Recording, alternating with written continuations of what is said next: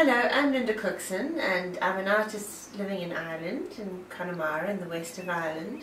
I'm South African born but moved to Ireland in 2001. I'm an oils painter and I've been a professional artist since about 1994. My style of painting is very lively, very colourful. I like to catch the energy and the power of my subject. I like to catch the wind. I'm a totally self-taught artist working with oils, although I started in watercolour, moved to acrylics and then found oils and fell in love, and that's all I use to paint for myself. Only after a visit to Spain, where perchance I found a beautiful, beautiful book full of pictures of horses, did my style develop. And those horses so excited me that I came home and it just all fell into place. Maybe because I'm born in the year of the horses, maybe that's the affinity. So when I found the horses, I found my style. I think one of the reasons I like the horses, or the main reasons, is their power, their vitality. They're so majestic and they have such wisdom in their eyes. They shouldn't work physically.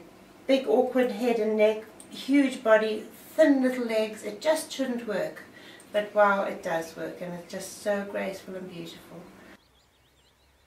It was only after I began painting the horses, capturing their majestic power, their energy, that I realized that that's what I wanted to do. I wanted to capture that energy, capture that life force in subjects, whatever I painted, although I still love painting horses the most.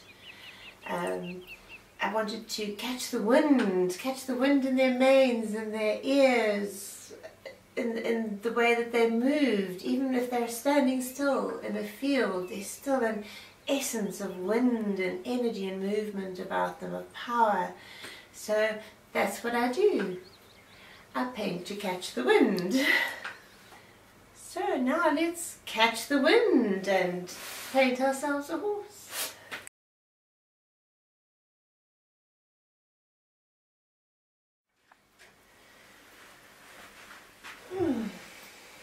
Now we'll just pick up with a bit of the red. Like I said before, if you just use one colour, you lose the vibrancy. So two colours helps you to get that depth, that sense of depth, and it just enhances. And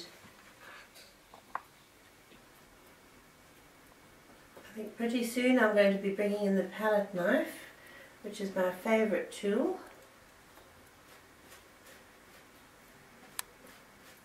Sometimes it's hard to know when to stop with the brush and when to begin with the palette knife. I think to help me to give more life to my subject, I'm going to put in the eyes, because that gives it life, it gives it an identity. There's just a suggestion that side, so just literally a tip which I might even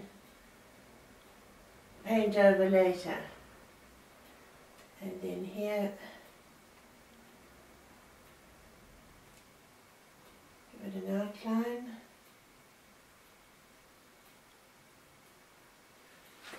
Now, I don't know if you've ever noticed as well, but horses have eyelashes which adds so much to the character of their eyes, but I'll put that in later if necessary. To give it life, we just take a wee bit of white paint and pick up a reflection.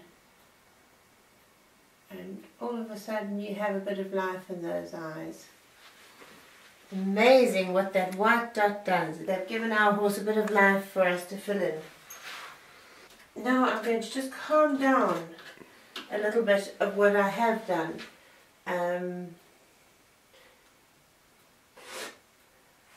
again, I'm not sure if it's the right thing. Oh, I love that. Oh, gosh. Now I get excited.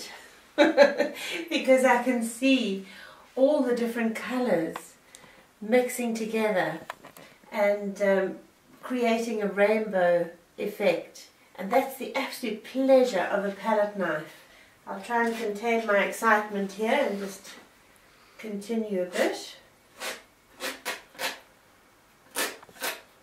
Oh, at those lovely colours. Love it how they mix like that. I've chosen a canvas that has been painted on before, and I have laid an undercoat of gesso over what went before. We'll begin by giving it strokes of energy, not just straight across, but real energy. Another colour to my background. Now of course we want sunshine, so we've chosen a bit of yellow. Now we're starting to look a bit exciting. First of all, I want to mix the last colour that I'm going to use, which is red. I hadn't pre-mixed it, that's why I've got the glasses on so I can see what I'm doing now. I'm generally fairly generous with the paint and just make sure that nothing is ever wasted. I've picked up this very wide brush and now I have no clue whether it's going to work or not. Let's just try it and see. This is the fun of creative painting and catching the wind, as you never know which way it's going to blow. If I just used white, the painting would be very, very flat. So I need a colour underneath first of all. Now we'll start picking up with the blue just to bring in those sinews. In fact, we might change the stroke. All paintings go through a stage where you don't like them. You look at it and you think, my gosh, how did I get to that point? It's awful. But hang in there, keep working at it and keep doing your best, because you carry on and then all of a sudden you have this wonderful masterpiece that you can't go to sleep at night because you just want to keep going to look at it and enjoy it. Sometimes it's hard to know when to stop with the brush and when to begin with the palette knife, and you just have to listen to your instinct again. I rather like what I've been forced to do here. I like the way that the colours are mixing on the main. That's maybe a bit too thick. I'll just use it elsewhere. It's giving it more life than I thought it was going to have. So I'm very happy about that. To help me catch the wind, I'm going to blend a wee bit parts of the horse in with the background so that it becomes one with the background, so that the energy is married a little bit. And what I'm creating is a sense of movement, a sense of mud being splashed up. It's a little looser than that.